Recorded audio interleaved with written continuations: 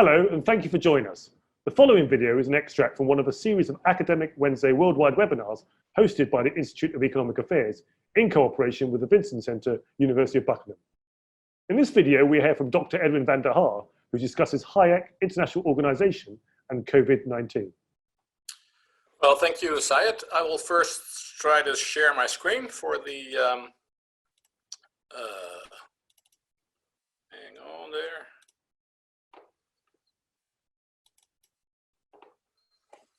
There you go. Hope you can see it. Yes, I hope that's fine. Well, thank you, Syed. I'm honored and I'm pleased to contribute to this webinar series. Today I will present Hayek's comprehensive ideas about international affairs, which are in line, as you said, with other classical liberal thinkers, but also has some unique features for itself. Of course, today is only possible to give a summary. The main sources for the talk you will see here on the screen. It's my book and it's an article I wrote for the Independent Review.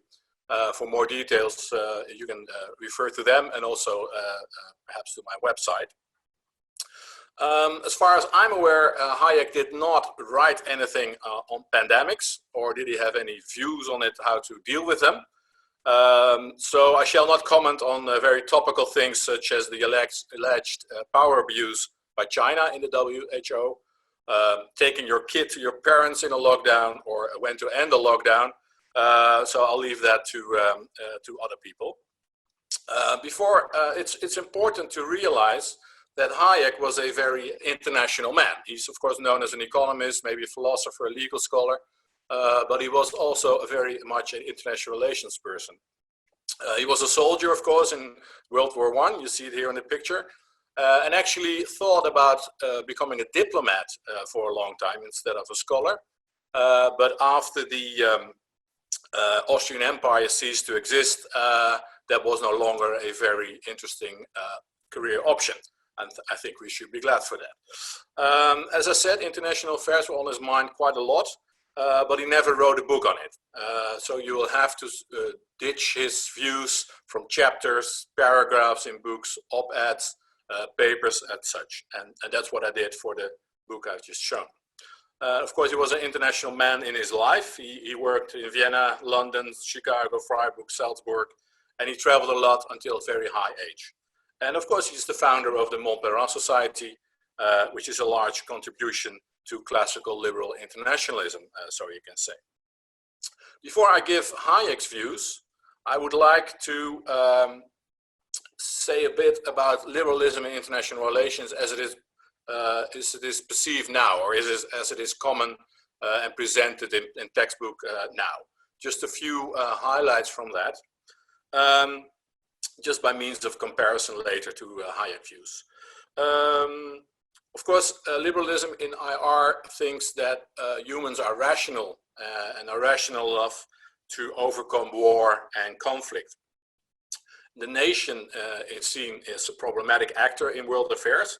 Its room for maneuver needs to be curtailed, including the importance of the balance of power between states and the alleged influence of warmongering diplomats in the so-called military-industrial complex. Liberals think that peace-oriented foreign policies can be fostered by domestic institutional arrangements, most notably democracy. So there you get the democratic peace theory, which says that established democracies do not fight with each other.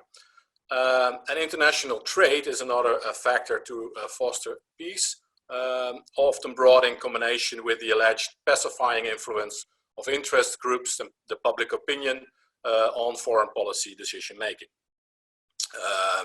In the international realm, there's also an important role for intergovernmental and non-governmental organizations, regimes, and international law, which is so-called liberal institutionalism, which aims to overcome or neutralize the effects of the logic of power politics and the central role of states in world politics. And a relatively recent addition to liberal thought in IR is perhaps the support for humanitarian intervention. So this, very briefly, is what liberalism is normally presented in IR textbooks and IR theory. Then we go to Hayek's foundations for his international relations view. And of course, it starts with the individual and the view on individual human nature. Hayek thought it was held a realistic view on human nature, meaning that you take man as he is, and not how he should become. So the reason is limited. Hayek was especially prone to emphasize that during his career, and emotions are just as important to explain human behavior. Humans are just not rational enough to overcome conflict all the time. Groups are important for the individual. Individuals are not egoistic persons. They very much function in groups. So family, friends, the regions, nations, in that order, and also in terms of loyalty, which is limited. International friends are of course possible, but geographical nearness is a factor, an important factor. Weaker bonds with people, if people live further away, the weaker the bonds with them get, according to Hayek. He defined the nation somewhat loosely as a homogeneous community, and nations are prime sources of human organizations for individuals, bound by a common culture, which he defined as a shared style of expression in words, facial expression, body language, food consumption, etc. I mean, as an aside, for Hayek, the nation is a good thing, but nationalism is a poison. The division of the world into nations or sovereign states is fundamental. Hayek thought that humans did not tolerate any long-standing domination by groups of a different nationality. And most, but certainly not all, nations turned actually into modern sovereign states. And for Hayek, the normal in world affairs is a world of states with states as central actors.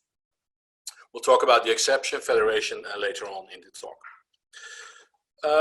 Of course, humans do fight with each other, they're in conflict with each other, and international relations is very much a human affair.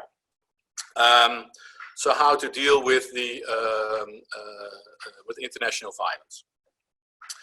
Central concern for Hayek is that without safety, there can be no liberty. Individual liberty depends on the maintenance of international order, with a central role for the state, and its use of violence when needed.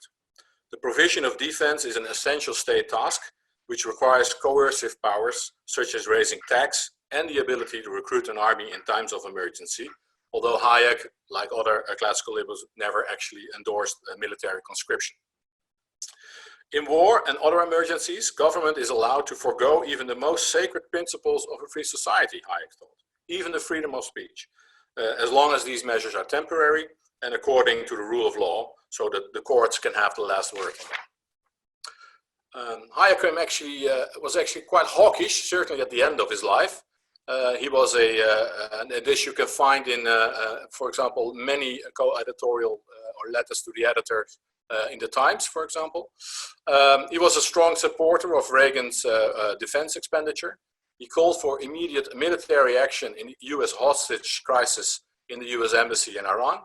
He endorsed nuclear deterrence, actually welcomed nuclear weapons, said it would be, once those things were invented, he knew that he would never have to live through another large war again. He was a firm supporter of the Falklands War, etc.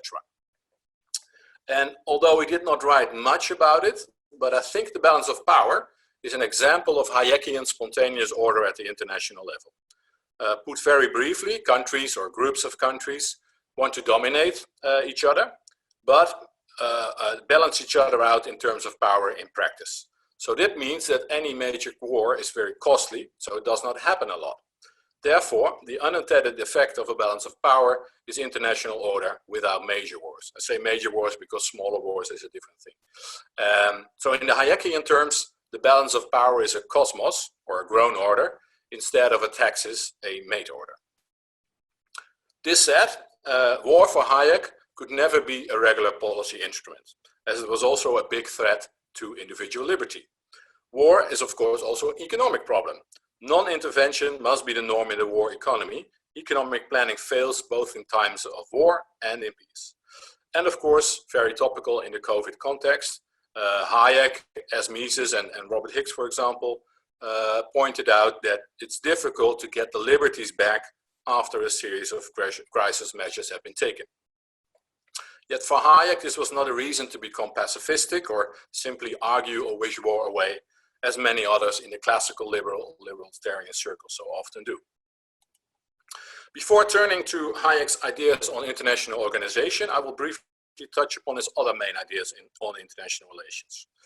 Of course, he was he didn't believe in empire and was supported decolonization, which is actually going back along in the classical liberal tradition, going back at least to Hume and Smith.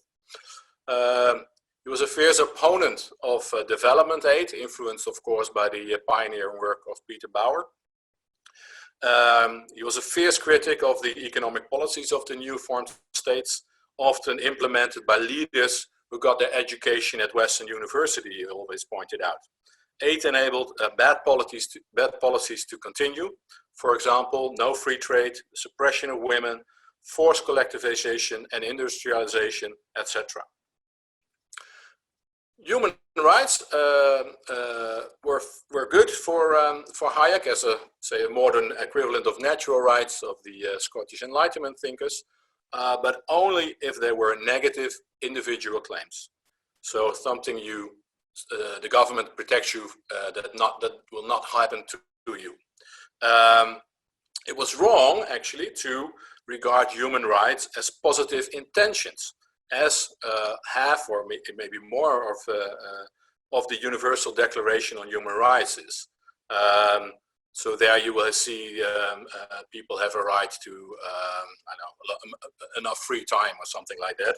That's also part of the Universal Declaration on Human Rights, but it doesn't say who's going to actually provide that to the individual. So he did not like that at all. Thought it was a ground for a lot of state influence on individual life. Free immigration was maybe an ideal in theory for Hayek, but it was not realistic as a policy option. Also speaking from personal experience in Vienna, Hayek argued in the Times again in 1978 in a series of articles, one of them is on the screen here, that large groups of immigrants have a destabilizing effect on the receiving population, especially when it is a relatively homogeneous population. And that, regrettably, he said, leads to nationalist reactions. So it's better to let in only small numbers at the time. And now we go to international organization. First of all is the federation, which is of course a particular way of international organization. And here Hayek stands a bit out compared to other classical liberals. For Hayek, federation is necessary when a normal state of affairs, so with a system of states, is impossible. This, of course, was a situation in Europe in the 1930s and 40s, East and West. Here you see a picture of the several population groups in the Austrian Empire.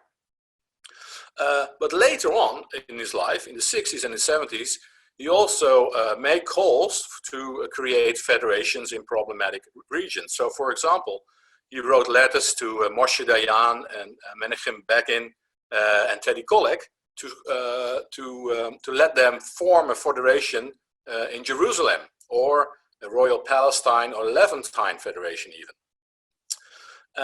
In the 1930s and 40s, the federation debate was quite big.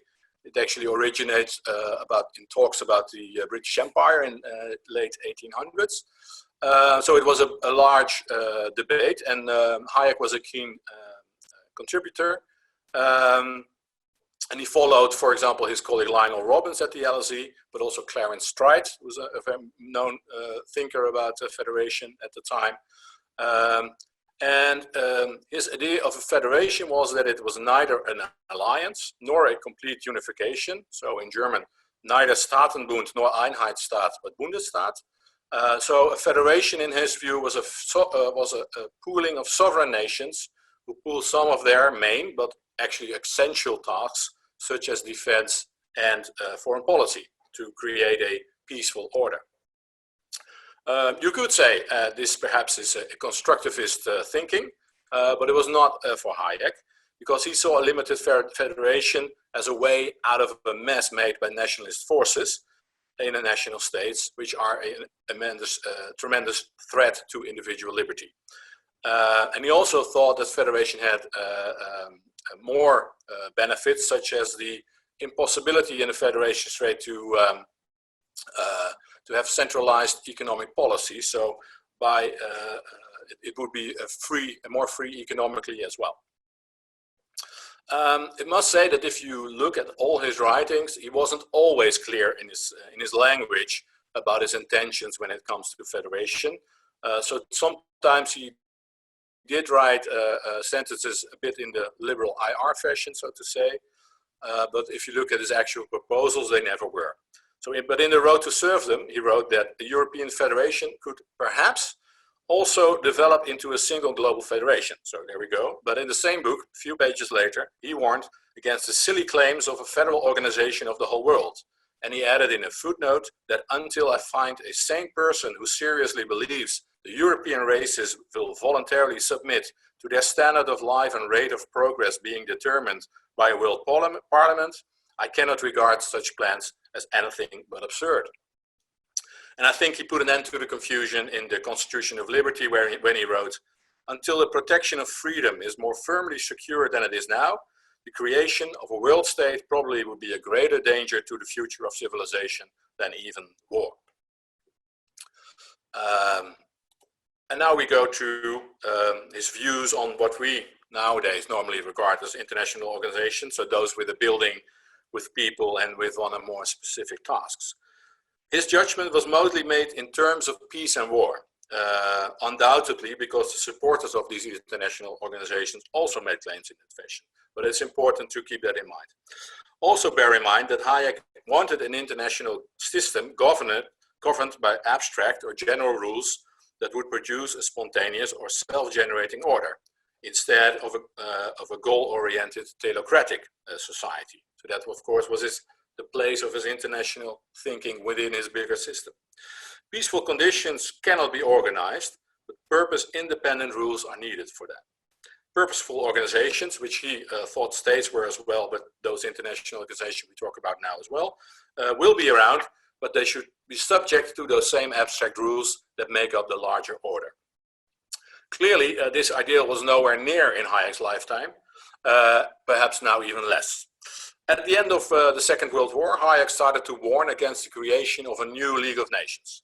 Before the war, he thought the old League of Nations span of control has been too large, it lacked power, and geographically it was too dispersed. An omnipotent global organization would be an act of rationalist constructivism, he thought. In the 70s, he saw his fears vindicated when the United Nations indeed were ineffective and constructivist. This was not so remarkable for Hayek, given its history of being a compromise between the West and the East after the World War II. He also had a low opinion on the tripartite ILO, International Labour Organization, where in his view the unions dominated. The main issue was that the moral foundations for a rule of law on an international scale seemed to be completely lacking. So entrusting any of the new powers of the welfare states, we're talking about the 70s, to supranational agencies was even worse than keeping them at the national level. In 1968, in a book entitled Towards World Community, edited by John Neff, who was a colleague of him at Chicago and at the Committee of Social Thought, Hayek is very clear about it. Peaceful coexistence on Earth is only possible by extending the basic principles of spontaneous orders on the international level.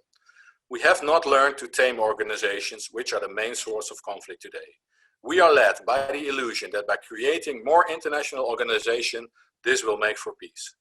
International rule of law will probably not be achieved mainly by creating new international institutions. It must be abstract negative rules for a great society, not through particular aims or particular rules.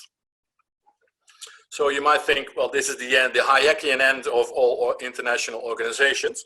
But I beg to differ, and I will take the WHO as a topical example. First, Hayek thought that health was a justified task for government. He wrote that the desirability of government action in this field can hardly be questioned, although he did not favor government actually managing health hospitals and other health organizations as such. Second, he wrote that in external relations, there's a large sphere of government activities which cannot strictly be bound by general rules, and where the executive must be given far-reaching discretionary powers.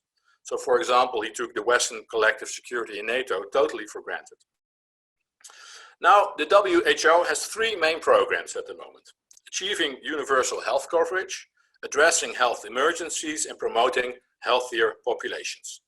And I want to argue that Hayek would certainly approve of the last two, while perhaps questioning the way the first is organized. So achieving universal health coverage, he would have serious doubts there, but addressing health emergencies and promoting healthier populations, I don't think he had any problems with that. So in general, I think he would have supported the WHO. And to end very topical, he also thought that there's widespread agreement for the need of governments to take emergency measures and safeguard against their abuse, as well as the particular rights to be infringed in the public interest. He wrote that in the Constitution of Liberty. So to end, I think he would have probably supported the different national COVID-19 measures as well, as long as there are rules in place to give all personal liberties back again as soon as possible. Thank you. Well, Edwin, thank you very much. If I could just ask you to unshare your screen, as it were, and then we could go into the Q&A session. Can I first of all ask people to please go to the Q&A and submit your questions? I mean, I'll kick off, that's okay. 1 second. So let me ask you a question in terms of if there are students of international relation theory. One of the conversations you and I have been having, one of the things I found when I came back to teaching global governance and IR was whether there was actually a classical liberal school as such, or whether it overlaps with the other schools. When you think about what Hayek has said in his various contributions spread across a number of different works, where do you think the overlap is with the existing schools, realism, what we see as liberal institutionalism now, constructivism, even perhaps Marxism, perhaps English school and other schools? Or where do you think there is a distinct classical liberal school that ought to be developed? Well, in my book, I argue that there's a large overlap between the Grotian tradition within the English school and classical liberalism, where normally liberalism is seen as a Kantian school type theory.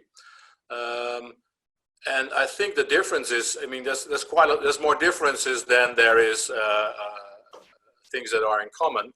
Although I believe that, looking from an individual perspective, perhaps it could be one.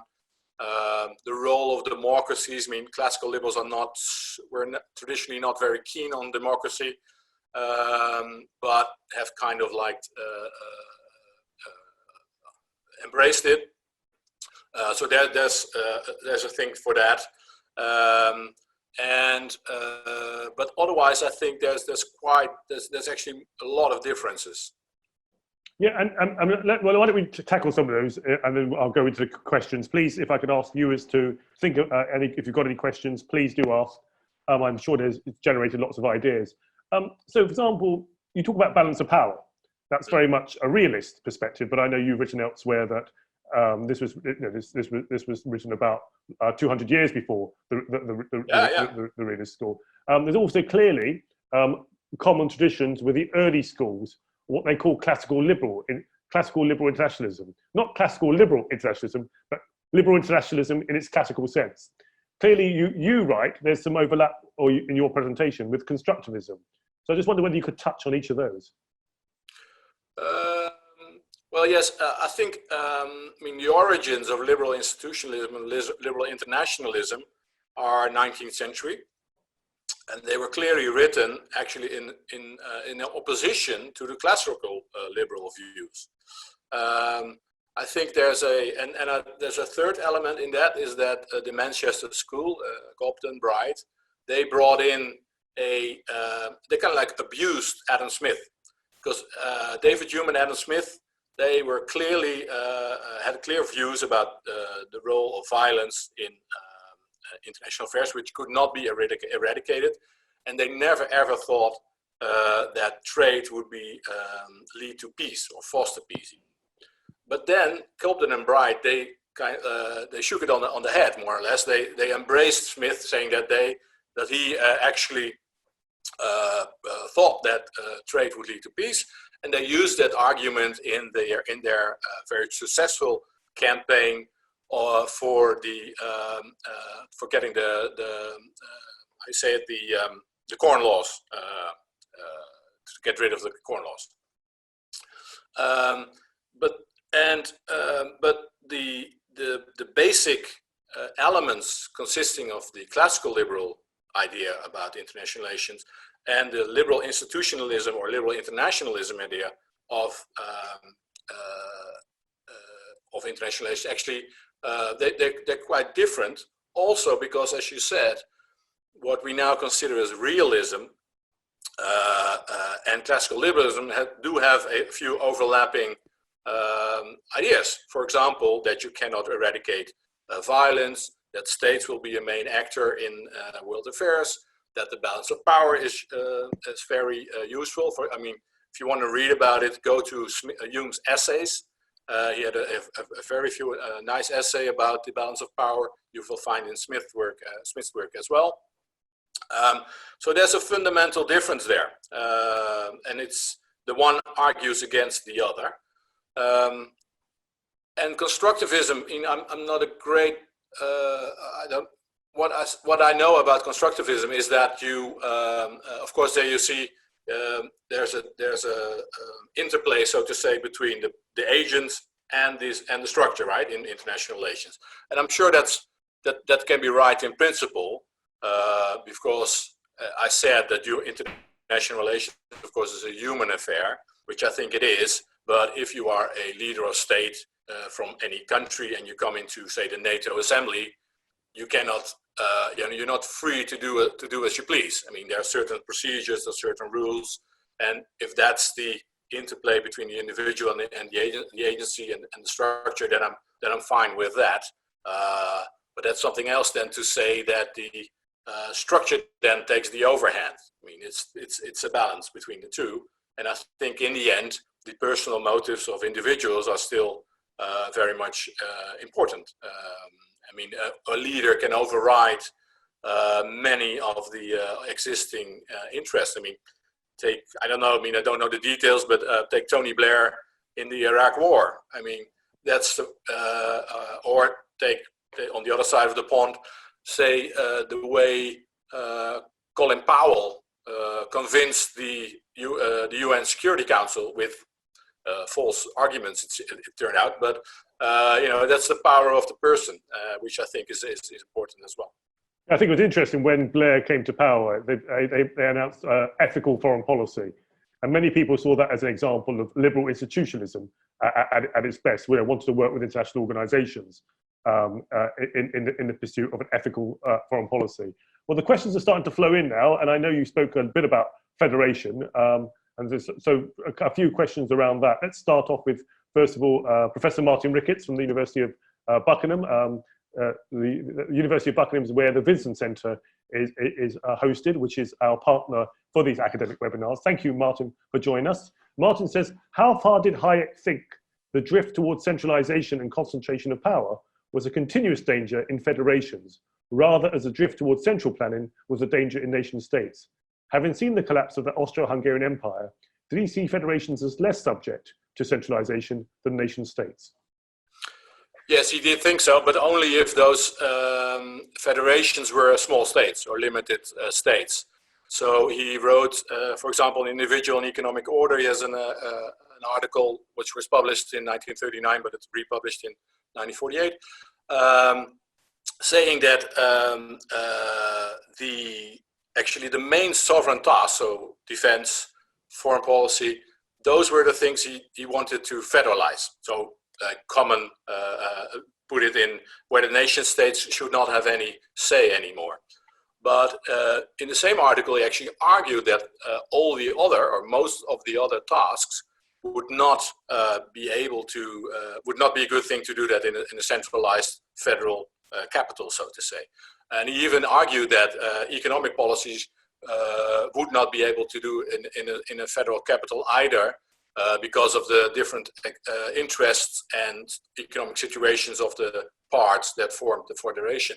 So he thought, I mean, of course we can discuss whether he was right or wrong, but in his mind, federation was the equivalent of a very small, limited state at the central point of governance. Yes. Well, thank you. Please keep the questions coming. We've got time for more questions. Next question, once again, referring to federations. Let's think about, obviously, the federation on our doorstep, or you're part of it, the European Union. You know, what would Hayek have said about the European Union? Would Hayek have supported Brexit after the UK? And also, David Middleton asks, would Hayek have supported Brexit after the UK joined the European Union? I think he would have hated the European Union as it is now. That's rather strong. I think you're going to have to justify that. Because it is exactly opposite to what he thought a federation should be.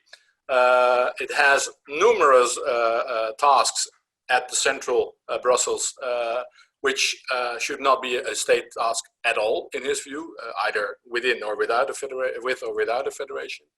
And it does not have any say on the things that pacify, that have the pacifying influence of a federation, so foreign policy and defense. I mean, very, very, very little. And of course, the policies of the European Union at present, most of them, say the agricultural policy, but also the structural funds, these are things he did not like at all. I think it would be horrendous for him to see how the European communities in his time developed. He once wrote that, I think in the 60s it was, or the 70s maybe, that the European unions had good intention but did not really deliver on those intentions at all. And of course now he would be, well, I don't think he would like it at all. I think in the beginning he would, the monetary union, I think he would be, he would have supported it, but of course, during his life, and especially in the 1970s, in a few IEA publications actually, of course, became more radical in his arguments, arguing for free currencies and currency competition. So, no, I don't think he would have supported the European Union as it is. Would he supported Brexit? I didn't do any research into that, so I just give it as a feeling. I think he would have, yes, I think he would have supported Brexit, because the European Union is nowhere near any of his ideals, either as a federation or as a nation state or something in between. It's interesting you say that, because as you know, in the UK, even within the IEA, there was an interesting debate amongst classical liberals about Brexit and whether they should support Brexit, and even amongst those who would probably see themselves as Hayekian, they balanced it out. I think there was a concern that Britain leaving could well become a more protectionist Britain, or there wouldn't necessarily be deregulation if the UK left the EU. Yeah, but I think these are two different arguments, he would say, because he was very, I mean, there's one thing about how the EU is, and there's another about a free Britain would be after Brexit. Yes. And of course, you can have sensible policies as well. And so, how do you think what sort of European Union would he have wanted to see? Would it have been very much along the lines of sort of what people call variable geometry, kind of, not a one size fits all? Those countries that want to go further should be allowed to do so. Those countries that want to join a single currency should be allowed to do so, but not hold others back. I think he would prefer a federation, which most people don't want at all, because he would want a real federation. So one with with defense policy, foreign policy at the center, and hardly any other policy in Brussels, but the core sovereign tasks, those we would like to see it in Brussels. So I don't think there are many people arguing for that at the moment. Next question from Elaine Sternberg. Elaine's been diligent in attending from the other side of the pond. So Elaine, thank you very much for joining us. What was Hayek's justification for considering health a legitimate area for government action? Because he wrote about it in Constitution of Liberty, but also in law, legislation, and liberty. So he was quite consistent in his views. And Hayek, of course, which was therefore he was criticized even by Mises but also by other people in the, for example, in the Montpellier Society, actually thought that the limited classical liberal state actually had quite a lot of tasks. So this was one of the things he thought, also sanitary things. There's no advantage for the markets. So there would be, it would be good if the government, on behalf of all citizens, would interfere in that specific area. But as I said, he did not propose that government should actually run the health system. So, but they could regulate it, they could perhaps subsidize. He even says that most subsidies are fine, also outside of this field of health. So he was quite relaxed about state interference. And that's of course where he was criticized, because most people think, yeah, but where does it stop? Which of course is a weak position in the classical liberal thought anyway, because, you know, how do you keep a state limited? But, and experience showed that we have not really been successful in that. But, so I think, yeah, health, he even saw, you know, environmental thing, regulation, social security, and minimum welfare standard, all kinds of things he thought were quite all right for the government to have powers. And as you say, classical liberals do differ on the extent of government intervention. It's one of the points that Eamon Butler makes in his primer on classical liberalism, and I'll ask one of my colleagues to put a link to that book in the chat function. Just to let you know, Edwin also mentioned Hayek and currency competition. There was a paper by Otmar Issin called Hayek, Currency Competition and European Monetary Union in April 2000, and I put a link to that in the chat function for anyone that's interested. Let's move on to the next question. So the next question is from Kevin Doremus, or Doremus. Kevin, I hope I pronounced it correctly. What is the classical liberal view of the World Health Organization's actions in the current situation? Is it the false promise of institutions, or can international organizations only work when states allow them to work? Almost a sort of principal agent theory there as well. What's your view on that, Edwin? I mean, that's my personal view then, not so much the Hayekian view, because he did not write about it. I think, I mean, I'm not an expert on the WHO, but I think that in general, a more like a functional international organizations, as there are quite a few, should be fine, because it actually makes our lives easier. The actual actions of the WHO in the pandemic, I think, I'm sure that they were wrong in the dealings with the Chinese government. So they let the Chinese get away, especially in the beginning, which, as far as I mean, I'm going on the newspaper reports here, is that they left. I mean, they were 5 weeks late, right? So that costs a lot of lives in the end.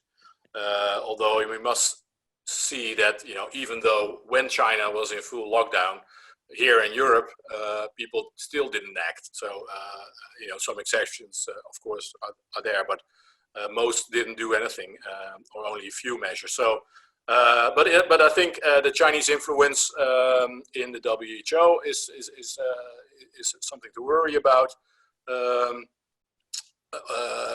But as I said, the WHO does a lot of things. So immunization programs, fighting against polio, you know, stuff like that. I think that's good.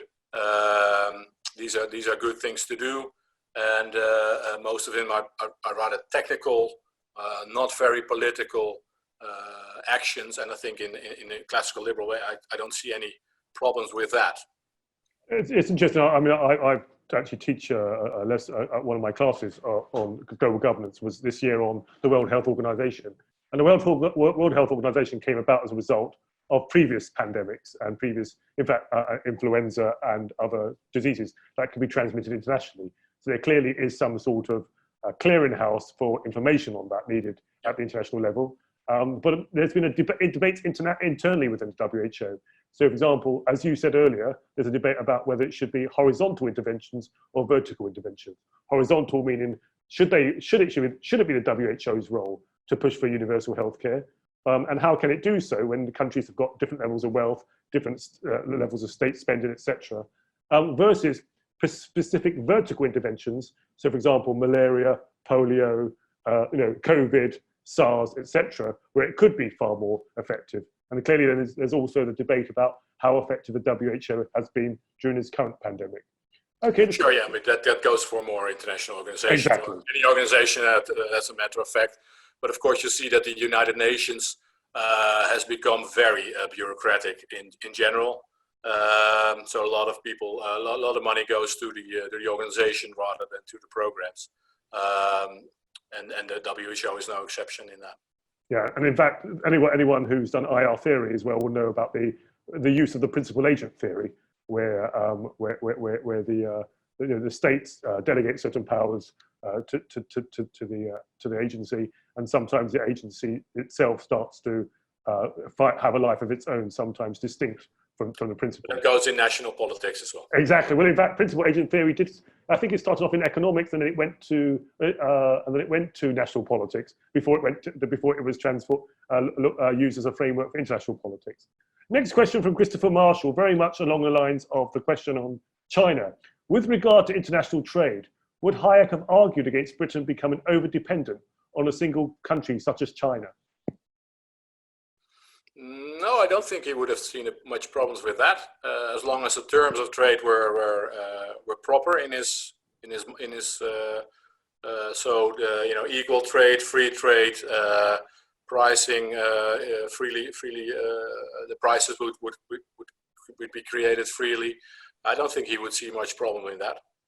Okay, that's interesting because our IA colleague Steve Davies, who you know very well, yep, has written a blog piece, which I'll post in the chat later, about a classical liberal view of China at the moment. Given, for example, the fact it's not just COVID. Even before COVID, there were concerns over human rights, currency manipulation, intellectual property, clamping down on dissent, and how should classical liberals engage with the Chinese. So I'll put that link in later on for those who want to read it.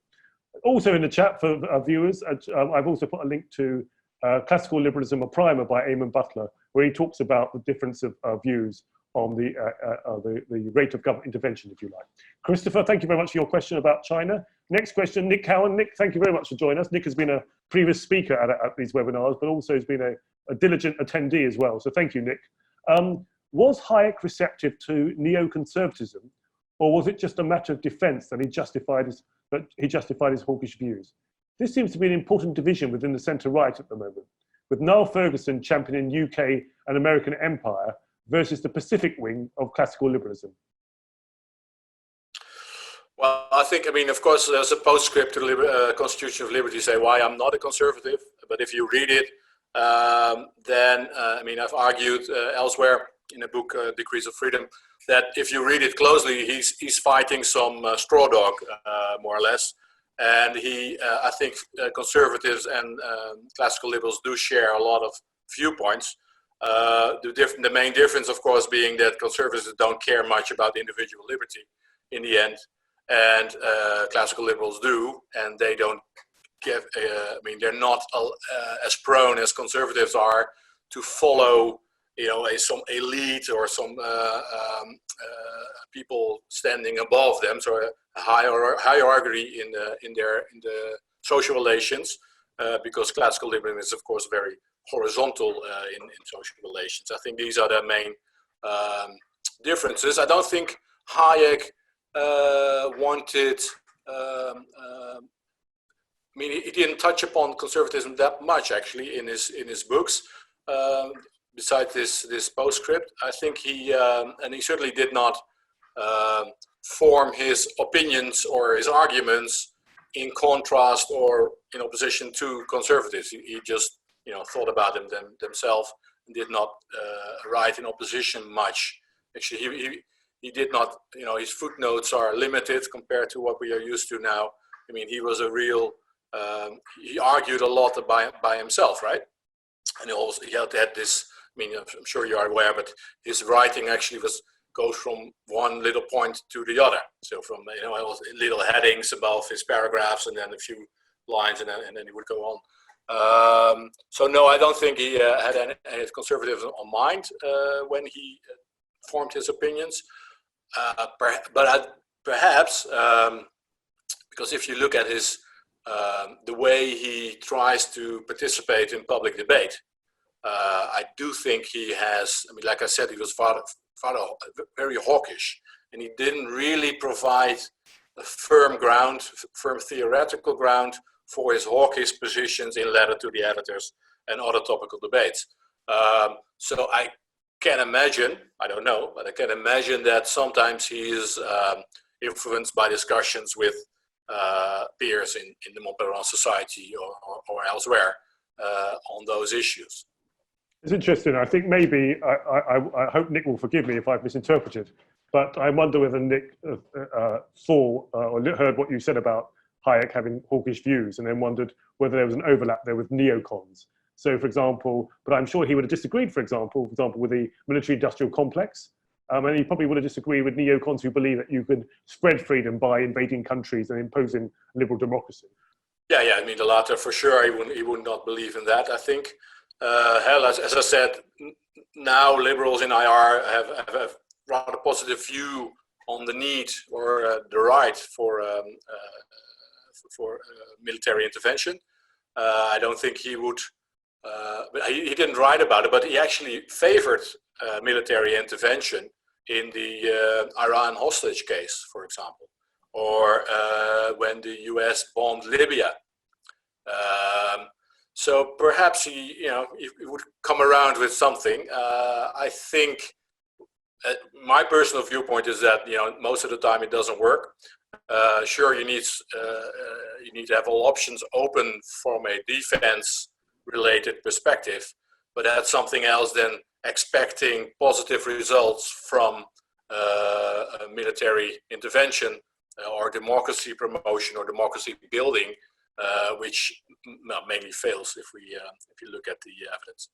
I wonder whether maybe his intervention was along the lines of, just thinking out loud, along the lines of negative rights and positive rights. Maybe he felt you intervened to protect negative rights. He didn't analyze it in that kind of depth. And of course, he wrote in a Cold War context, right? Yes. It's much different than we have now. And that also shows that you can't always have a theoretical perspective. If that makes for what happens in the real world. We can try as academics, can't we? But well, of course, he was into general rules and not in very. I mean, he thought there could be general rules, but inevitably, those general rules don't always. I mean, they give direction for particular events, but no direction. Well, we've got a few minutes. If anyone else has any questions, please do submit a question. We've got also, if you've already asked a question, don't worry, we won't hold that against you. Feel free to answer another question, or if I haven't interpreted your question correctly, please let me know. Let me ask you, going back to federations and the ideas of federations, if you think of Kant, for example, and Kant talked about perpetual peace, he talked about federations of peace.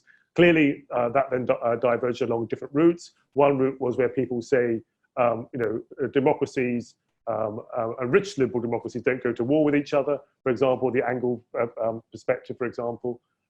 Where is the overlap between Hayek and the Kantian view on federations of peace? Well, I think if you, of course, there's a whole literature on what Kant actually meant, right? For example, a book by Antonio Francis said, but also different others, many others, Ian Hall, for example. But the way Kant actually wrote more or less as in federations as nation states, right? More or less. So much closer to Hayek than the Kantian view actually is, because the Kantian view at the moment is, of course, very much liberal in the American sense. And that has less to do with Hayek's views, I think. So I think there's the difference there. I analyzed it in my book that the Kantian tradition and within English school and Hayek don't have much in common. The realist school and the Grotian school have far more in common with the Hayekian thought. So I do think, once again, I'm repeating myself, but I do think there's quite a big difference between those types of liberalism. Now, one of the criticisms of the Kantian idea of federations of peace, if it were was that it created the other, the ones who were not members of the federation. Now, when Hayek talked about, and that was felt by critics, could be actually a source for conflict if you create the other, as it were. What about Hayek's view of federations? Was he worried, or did he ever go down this route about worrying about those who were not part of the federation and maybe tensions there? I think you should go back to his views on the nation then. And in his view, there are always others. Because going back to Hume and Smith, you would feel connected, more so to say, to your near kins, to your group of friends, maybe to your city or your region. But the upper limit, more or less, of meaningful loyalty would be with the nation. So by definition, there are always others. There's always the we and the them in international relations. I mean, there's the we and them in regional politics even, or sometimes national politics when you have a multi-nation state.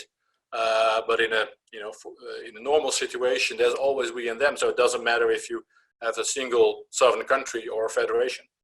So look, we've got a few minutes before we end. Maybe I could throw in another question in that case, which is really around what Steve Davis, my colleague, has been writing about a classical liberal approach to China. Clearly, there are lots of concerns about China, as I said, even before COVID and its handling of COVID. Human rights, suspension of the treatment of the Muslim minorities in China, the treatment of its own people, its aggressive foreign policy, its vis-a-vis Taiwan and others in the region, territorial ambitions, all these other, intellectual property rights, currency manipulation, etc. How do you think, as a classical liberal, we should be thinking about our relations with China? I think mostly in a balance of power terms, because it's inevitable that in a multi-state world, you need to have relations also with states which are less of a liberal position than we are. That's inevitable. Of course, it would be ideal if the whole world turns into one classical liberal paradise, but we're not there yet. So in the meantime, we better just have normal relations, which are informed by power relations. But through free trade, you can have a cultural exchange as well. You create economic dependencies, which are a good thing. And of course, you make people richer. And the idea for many classical liberals, of course, is that once you become richer, it's like the Milton Friedman argument I'm talking about. Once you get beyond, say, the line of when you need to exist, and once you create middle classes will ask for political power as well. So that's the way to transform a country, but it has the disadvantage, of course, that it can take a very long time. Because all government is formed on the basis of opinion, as Hume has said, and that still is the case. So revolution is probably a game changer for many bad rulers in the world, as history has shown. But you cannot call a revolution. That must develop from within a country, and until then, you just have to deal with them and deal with the country. And then you don't have to be silent about what they do, but that's something else than expecting some real changes. It's very interesting when you talk about this middle class. It's very much along the model. People use South Korea as a model of that. A military government, and then you had a richer, people getting richer, a middle class, paying taxes and expecting accountability. And you saw this transition to democracy in South Korea. Edwin, it's been fascinating. Thank you very much for joining us today. We've taken up the whole hour, clearly showing the interest and the questions in your thinking. Can I thank you for joining us? Can I also thank the viewers for joining us? I hope you found it as fascinating as I did. Thank you for watching. I thought that was a very interesting talk from Edwin, which raised a number of questions on Hayek's views on international organization and what he would have thought about the reaction to COVID-19. Thank you for joining us. For more details of our content online, please do subscribe to our YouTube channel, IEA London, or listen to our podcasts at Podbean, or visit our website at iea.org.uk. To help us keep providing free content during these tough times, please do consider making a contribution, no matter how modest. And you can do this by donating online at iea.org.uk. Thank you for watching or listening today.